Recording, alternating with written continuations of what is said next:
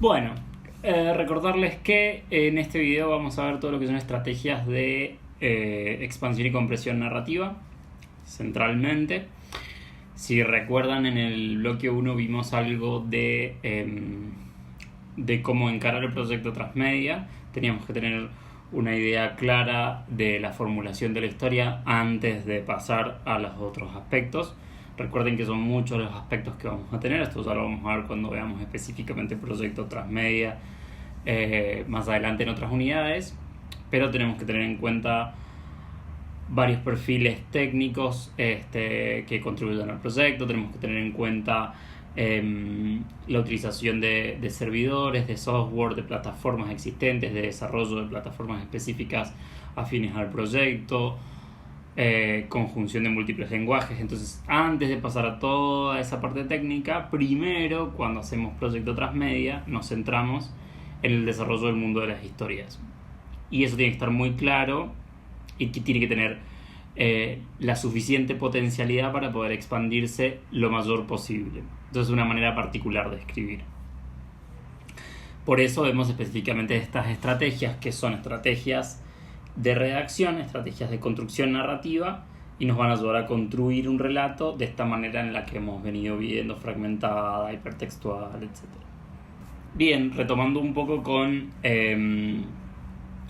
esta idea que venimos trayendo de mirar un poco las estructuras clásicas o más tradicionales para desde ahí entender, porque básicamente todas estas modalidades de algún modo se originan en los medios tradicionales, se originan en las formas de contar historias tradicionales, y como ya vimos antes, no son lenguajes exclusivos del mundo interactivo, del mundo hipertextual. Son lenguajes que la narrativa en paralelo, la intertextualidad, los textos rizomáticos ya se desarrollaban en la literatura, o muchas cosas las recogemos desde el teatro, desde estructuras más clásicas. Por eso vamos volviendo siempre a las fuentes. En la idea de diégesis y de mímesis vamos esto se remonta a la época de Platón y de Aristóteles, y cuando se habla de un texto mimético, estamos hablando de un texto que de alguna manera va a intentar reproducir o replicar lo que son las leyes naturales o ciertas convenciones sociales que hay frente a un determinado tema o a un determinado concepto. Mientras que un texto diegético o la diégesis lo que buscan es construir un relato con sus propias reglas, ¿sí? No hacen una réplica, sino que construyen sus propias reglas de ese universo narrativo y las respetan. Esa es la principal diferencia. Esto lo vamos a usar un poquito más adelante. Repasemos en este esquema lo que hemos venido mirando mucho desde el bloque 1, esta situación de estructura en 3 actos. La exposición vendría a ser esta situación donde se presentan los personajes, se presenta el contexto y un poco se ambienta la audiencia sobre desde dónde vamos a contar la historia. El incidente iniciador, que es este primer plot que rompe con la armonía o que viene a generar, a presentarle un conflicto al protagonista o a los personajes. La situación de clímax, donde hay una fuerte contraposición o un equilibrio entre los objetivos del protagonista y esta fuerza que contrapone el antagonista, ¿no? Hay un punto de equilibrio bastante 50-50 en este punto máximo de clímax, y después empieza a decaer porque se empieza a resolver el conflicto hasta que llegamos a resolución del incidente y una develación que suele estar alineada con algún tipo de mensaje moral o amoral, porque de alguna manera recoge metafóricamente todos los conceptos por ahí que viene trayendo la historia y los sintetiza o es la idea, en un solo núcleo. Esta es la estructura tradicional. Volvemos a lo mismo, que ya lo dijimos en el módulo 1. Vamos a usar esta estructura para simplificar el proceso de redacción y para simplificar el proceso de construcción de proyecto. No es la única estructura, como hemos venido viendo, que existe. Hay muchas otras maneras de escribir vamos a utilizar esta porque ya el proceso de expansión y de compresión narrativa por sí es muy complejo, entonces nos basamos en esta estructura de 3 actos con este tipo de arcos, ¿sí? Un poco lo que vamos a tener es este gráfico que vemos acá: incremento de las acciones y decremento de las acciones. Incremento de las acciones cuando estamos saliendo del contexto, cuando estamos empezando ese arco narrativo, y decremento de las acciones cuando lo estamos terminando, cuando estamos llegando al fin de la pieza audiovisual. En relación a esto, también cabe destacar que, independientemente del ordenamiento que le demos a los hechos históricos en la trama, lo que sucede es que al principio de la experiencia audiovisual, o sea, al principio del arco narrativo, tenemos un principio de incertidumbre en la audiencia, o sea, la audiencia no tiene la información suficiente como para predecir el final de la pieza, y esa información se va incrementando a medida que vamos subiendo en el arco. Cuando vamos llegando al punto de clímax, también sucede, o debería suceder si está bien escrita la pieza, que cuando llegamos a ese punto de clímax, la audiencia tiene la información, o sea, mucha más cantidad de información para aproximar el final, pero no la suficiente como para deducirlo en su totalidad, ¿sí? Entonces hay una situación de inmersión ahí. Y en la bajada del arco, o sea, en la segunda parte, ya la audiencia tiene muchos más elementos para determinar cuál es el potencial posible final, y empieza como a bajar la expectativa. Otro concepto que me interesa que veamos es el concepto de personajes, que es bastante probable que lo hayan visto en otras materias, pero lo vamos a repasar. Personajes, o personaje, viene del griego prosopon, que puede tener una traducción como máscara. En realidad está asociado a las máscaras que se usaban en el teatro griego. Entonces ya recoge desde la antigüedad esta idea de ponerse en el lugar de, o de personificar, ¿no? Se dice que son los actantes de todo lo que es el proceso narrativo. De hecho, no podemos tener un proceso narrativo, no podemos tener una estructura narrativa si no tenemos personajes. Sobre los personajes impactan los conflictos, impacta el desarrollo de la pieza, y si no hay personajes, no hay historia, básicamente. Hay algunas experiencias de James Joyce que he visto sobre obras que han intentado ser escritas sin personajes, pero son experiencias muy experimentales. No siempre tenemos, aunque sea de tipo grupal o de tipo individual, de tipo ficticio, objeto animado, objeto viviente o personas, tenemos personajes que son sobre los que vamos a desarrollar la historia. Está bueno identificarlos, está bueno asignarles los roles que corresponden en el desarrollo de la historia, porque eso nos va a permitir también trabajar algunas cosas en expansiones y compresiones narrativas. Tipos de personajes: personajes planos, personajes redondos y personajes de interfaz. Vuelvo a lo mismo. Sé que esta es una manera un poco vieja de mirar la estructura narrativa o de estudiar la narratología, pero es para simplificarlo en este sector, así después podemos complejizar en el momento que hagamos expansiones o compresiones. Los personajes planos tienen una escasa evolución en el relato, mientras que los personajes redondos tienen una alta evolución en el relato. Obviamente que los personajes redondos suelen ser protagonistas o antagonistas, y los personajes de interfaz están un poco como en el límite de la diégesis, tienen más una funcionalidad de generar empatía o funcionar como catalizadores de la historia. Hay otras formas de explicar esto, se puede entender desde otras teorías como situaciones de clímax y anticlímax. Muchas de estas cosas ya las han visto en semiótica.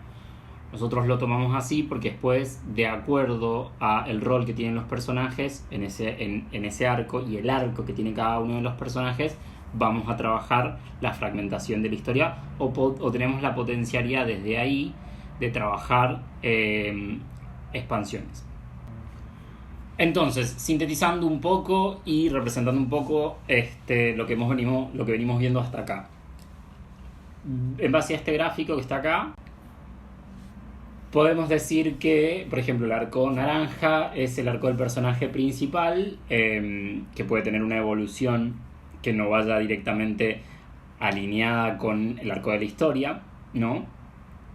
por X causa, esto es un gráfico hipotético, obviamente ordenando entre lo que es estabilidad y caos en el eje de las verticales y lo que es el desarrollo de la historia o el tiempo en el eje de las horizontales. Y después los arcos grises de línea continua podrían ser personajes secundarios, por ejemplo podrían ser los arcos de estos personajes.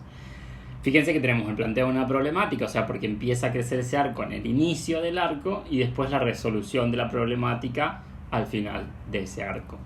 Esta suele ser la manera más aburrida del universo de escribir una historia, ¿sí? Y nos permite también, o sea, nos permite como ver estos hilos estructurales y deducir mucho cuál va a ser el final. Es la típica historia del camino del héroe y los arcos secundarios, no sé, personajes secundarios que tienen que resolver algún tipo de conflicto emocional y que lo resuelven paralelamente y en un costado mientras va pasando la vida del que es importante. Pero es la estructura base con la que vamos a trabajar.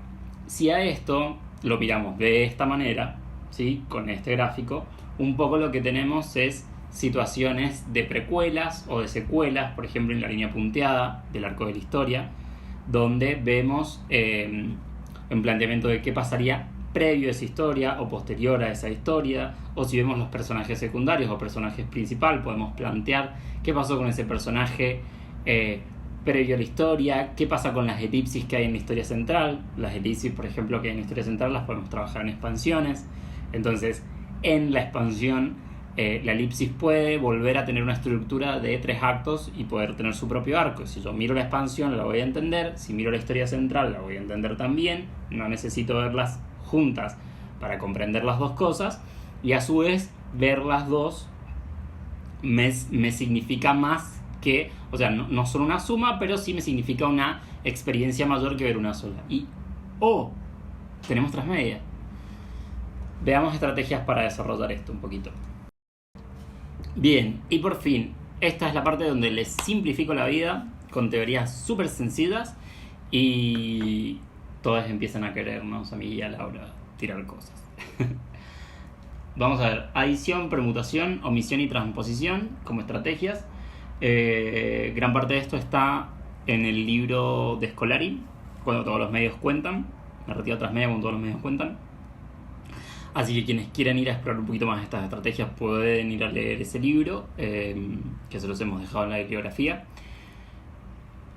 ya les indico después en qué capítulo, no recuerdo específicamente. Tenemos entonces estos 4 principios: adición, omisión, permutación y transposición narrativa. Este gráfico lo van a tener después disponible en los Power de clase que quedan adjuntos, pero vamos viendo ejemplos por cada caso y explicaciones por cada uno de los principios. Obviamente el tema de la adición, como el nombre lo indica, es adicionar textualidades a la estructura. Puede estar trabajado desde spin-off, puede estar trabajado desde precuelas o secuelas, puede estar trabajado desde crossover, pueden venir personajes que son de otro universo por alguna situación particular que elaboremos, a componer el universo que estamos manejando. Puede haber un entrecruzamiento, pueden ser personajes, como he dicho anteriormente, que tenían un desarrollo de personaje secundario o personaje de interfaz. Es muy tonto el ejemplo que voy a poner, pero por ejemplo como lo que pasa con los pingüinos de Madagascar, que en los largometrajes tienen la función de generar empatía o de ser el alivio cómico, a pesar de que toda la película es cómica, pero son más personajes de interfaz que tienen un principio como más de generar empatía con las niñas. Y después hay series, cartoons, series de televisión o adaptaciones donde tienen un carácter protagónico, y esas series solo se tratan de los pingüinos. Entonces podemos tomar personajes de interfaz o secundarios que van a tener en otro espacio, en otra expansión narrativa, una característica de protagónicos o de antagónicos. Sobre esto hay un capítulo que a mí me gustó bastante por el estilo que tiene, muy maduros todos los ejemplos que estoy poniendo, de Star versus las fuerzas del mal. Se los dejo por acá, que un poco lo que sucede, no les voy a pedir que vean la serie entera, pero si miran la serie, si miran algunos de los capítulos de la serie, la paleta de colores, la estética, la musicalización, el tipo, o sea, la morfología que tiene la serie en sí es más estridente, más histriónica, más colorida, más optimista. No sé si para niños, pero tiene una particularidad más alegre, si se quiere. Y en este capítulo de Ludo en lo salvaje, el antagónico de la serie, después de ser vencido por la heroína, tiene que hacer un proceso que, si miran el capítulo, es un proceso de camino del héroe, hasta que se recupera y va como encontrando las herramientas para desenvolverse en un mundo nuevo en el que le es ajeno, y tiene primero carácter de protagónico y después cambia de rol dentro de la misma serie. O sea, no es una expansión. O sea, sí es una expansión en cuanto a lo estético y en cuanto a lo narrativo, pero no en cuanto a la plataforma. Se da dentro de la misma serie. Y cambia su rol, pasa de ser antagónico a ser protagónico. Y le colocan en ese mismo capítulo otros personajes antagónicos. Entonces, estas situaciones son las que nos van a permitir hacer una adición narrativa. Otro ejemplo, lo que pasa con Better Call Saul, esta precuela que se lanzó después de Breaking Bad. Volvemos a esto, volvemos a las situaciones de temporalidad.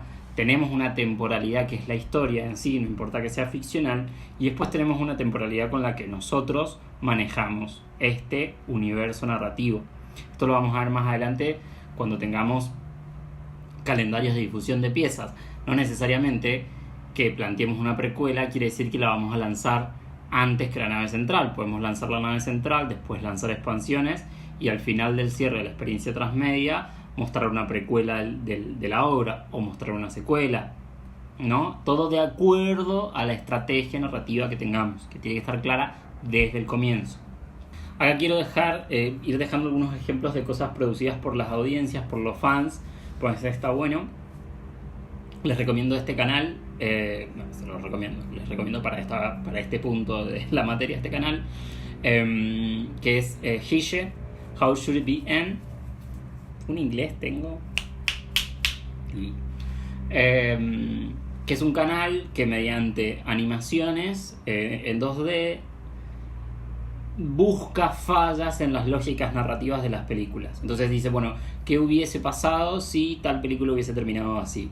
O si estas cosas de Deus Ex Machina o Diabolus Ex Machina, cosas que vienen como medio forzadas a la trama, si no estuvieran, ¿qué pasaría con las tramas de las películas? Entonces plantea finales alternativos, pero lo hace el fandom, no lo hace la franquicia oficial de los largometrajes o de las series que analizan. Yo dejé un video por acá, si quieren miren el canal, un video de Terminator, y ponen en evidencia por ahí esta situación de cuán forzosa es la estructura argumental de la historia, ¿no? Planteado desde el lado de las audiencias. Fíjense cómo la audiencia toma los contenidos narrativos y produce contenido nuevo, ¿sí? Que es algo que tenemos que tener en cuenta porque sucede en otras medias. Como segundo principio, vamos a ver las omisiones narrativas. Nuevamente, como el nombre lo indica, es omitir textualidades, omitir contenido narrativo. Por ejemplo, ciertas recapitulaciones o avances o resúmenes de capítulos pueden ser omisiones, ¿sí? Cuando tengo una serie, o por ejemplo lo que pasa con la cantidad de árboles genealógicos que hay de Dark, ¿no? Son de alguna manera una compresión de todo lo que es la serie. Este desorden de señores que se enamoran de sus tías, que va sucediendo a lo largo de las temporadas de Dark. Bueno, hay fans que se toman el trabajo de armar un árbol genealógico y entender cómo están establecidas esas conexiones, ¿no? Entonces ahí tenemos una omisión narrativa, ¿sí? Porque desde lo narrativo estoy omitiendo gran parte de la estructura narrativa originaria, y además tenemos un cambio de discurso y un cambio de plataforma, porque pasamos de un discurso audiovisual a un discurso plenamente visual. O, por ejemplo, si fuese una reseña que encontramos en YouTube, como por ejemplo lo que se hace desde el canal Te lo resumo así nomás, que también lo enlazo por ahí para el que si no lo conocen, no me hablen. Te lo resumo así nomás, trabaja con esta idea, ¿no? Si bien hay muchas figuras retóricas en el trabajo que hace, y por eso es tan bueno, principalmente son omisiones narrativas. Son por ahí de la novela entera de Thalía, el tipo te hace un video de media hora y te lo explica en media hora. Una cosa fantástica, gente con mucho talento. Entonces, nuevamente, volviendo a la práctica, estos son recursos para que su estructura narrativa transmedia tenga sentido. De una nave central, de un arco de 3 actos central, pueden sacar expansiones o compresiones narrativas mediante estos principios, mirando estos principios, ¿sí? Si tienen un desarrollo de personaje X en el arco central, en una de las expansiones pueden resecuencializar o pueden comprimir información narrativa. Bien, y respecto de lo que es transposición narrativa, nuevamente, como el nombre lo indica, lo que vamos a hacer es transponer o trasladar las estructuras narrativas. Entonces, como hemos venido viendo, en un tipo de estructura donde tenemos una sincronía distinta en la trama de la que es la historia, en una expansión narrativa, el propio emisor o las audiencias pueden hacer un reordenamiento de secuencia. Esto se hacía mucho en Lost, por ejemplo, que estaban en la trama, estaban muy mezcladas las situaciones que pasaban en la isla, las situaciones que no pasaban en la isla, y había muchos flashbacks y forwards, y habían grupos de fans, por ejemplo, que reordenaban todas esas escenas para que fuesen de manera sincrónica con la historia real, ¿no? Entonces es una sincronización o una secuencialización. Entonces hay una transposición entre un medio, o sea, una plataforma y la otra, o una pieza narrativa y la otra. Y por último tenemos el fenómeno de permutación narrativa, que básicamente lo que plantea es permutar, cambiar el orden de algunas cosas. Por ejemplo, cambiar el sentido de algunos finales, lo que se hace como gran parte de la producción que se hace desde las audiencias está hecha con estos principios. Les pongo un ejemplo de esto. El siguiente, no estoy seguro si es un ejemplo oficial de campaña de la serie de Umbrella Academy o es algo desarrollado por los fans. ¿Lo vemos?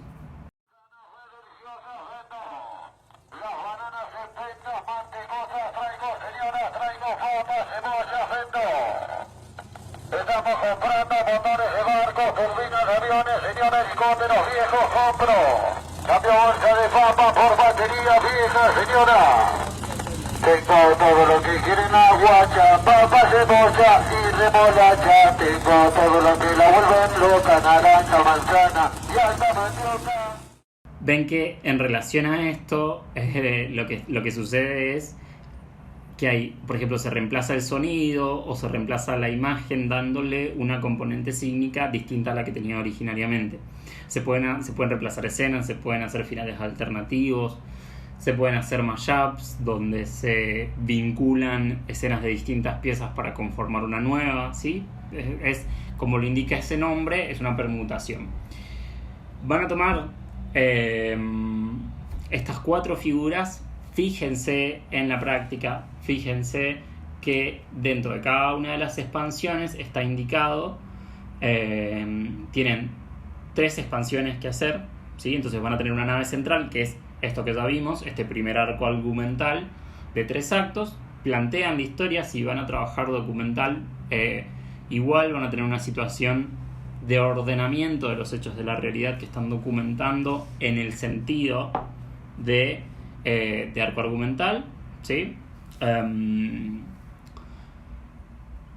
Por ejemplo, si estoy trabajando sobre un documental transmedia sobre una organización social, esa organización social X, estoy poniendo un ejemplo X, va a tener algunas limitantes para poder accionar y para poder alcanzar sus objetivos diariamente.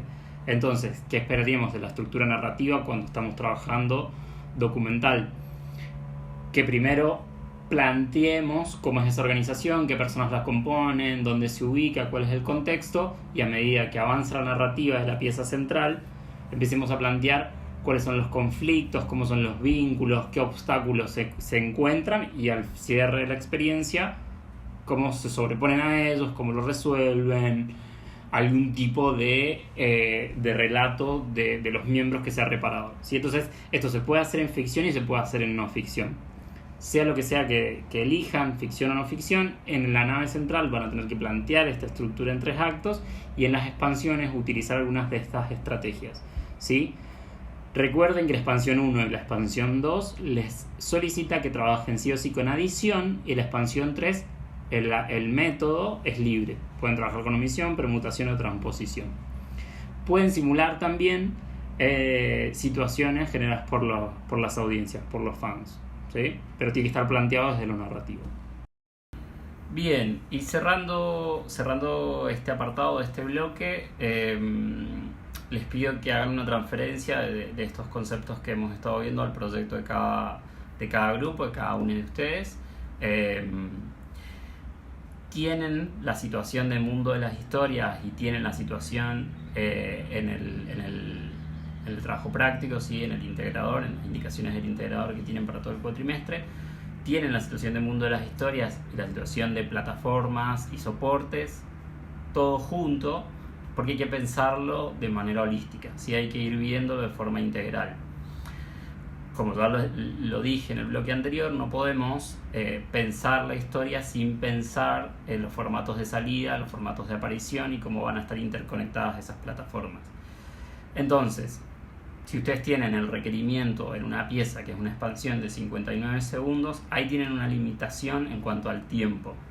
Esa limitación en cuanto al tiempo también tiene algunas características relacionadas con la plataforma. Habrán plataformas en las que o canales en los que puedo trabajar con ese tiempo disponible, habrán otras plataformas en las que no, en las que es menos apropiado. Entonces, primero pensar en estos requerimientos que voy teniendo ya pautados para armar una historia que estratégicamente se propaga por distintas plataformas, que se expande por distintas plataformas, y a su vez utilizar esas variables que ya están, como que ya hay un panorama completo de esas variables, para decidir en la historia, ¿sí?, cómo voy a trabajar el uso del tiempo. ¿Tienen una idea? ¿Tienen una idea de lo que quieren trabajar como proyecto transmedia, de lo que quieren comunicar, sea cual sea su idea? Bueno, empiecen a pensar de acuerdo a las características de esa plataforma, a cómo es la audiencia de esa plataforma, cómo se fideliza, cómo funciona, qué participación tienen esas plataformas, cómo voy a usar el manejo del tiempo en ese planteo, ¿sí? Recuerden que hay piezas que las pueden plantear no como producciones suyas, sino como una producción del fandom. Entonces, por ejemplo, en esos casos, cuando venimos hablando del tiempo en medios interactivos, podrían plantear ciertos como hitos narrativos, y esos fragmentos que quedan en los hitos narrativos dejárselos a las audiencias para que produzcan esas partes de la historia que están faltando, ¿no? Obviamente todo estratégicamente acordado, pero pueden tomar ejemplos, y de hecho deberían tomar esta teoría para volcarla en el proceso práctico, ¿sí? Que la práctica de aprendizaje refleje todo lo que hemos estado viendo en estos contenidos. Y recuerden revisar el calendario para ver las fechas de entrega, para pasar el borrador el día de la preentrega y para pasar la estructura de historia final el día de la entrega. Seguimos en el siguiente apartado.